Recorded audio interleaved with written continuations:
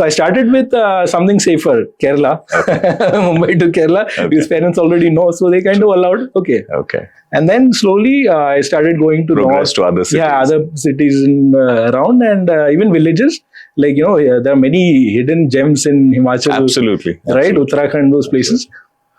That exposed me to, so back then, there were not many Indian tourists there.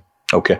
Indian tourists would only go to all these set places like Kashmir and maybe Manali. Yes. But these remote Indian villages, no one, you couldn't one find. To risk something. Yeah, they wouldn't do nobody, that. Nobody was aware also at that point of time. Yeah, not many. Yeah, Ladakh and all those places were like kind of unheard of that time. Because today, since I think you have YouTube and Instagram and all that, people see a lot new places because of the influences. Correct.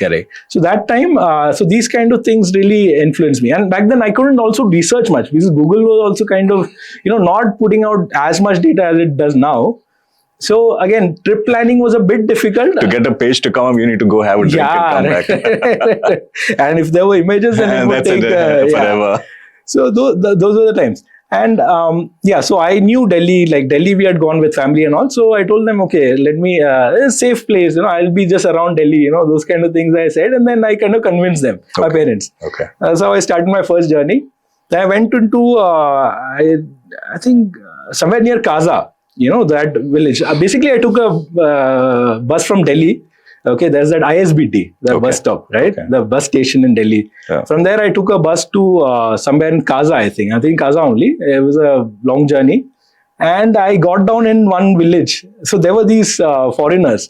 So what happens in Himachal, those times, a lot of Israeli soldiers, like who's completed their 2 years. 2 years they have that mandatory. Yeah. So after that, they come to India to chill. Yeah. Okay. So I met such people, so those kind of things like kind of opened my horizon. Like I was earlier like in a shell, and those kind of helped me that the world is much bigger. Much bigger than what I thought. There's so many things to do, right? Not just doing mechanical or those kind of things, right?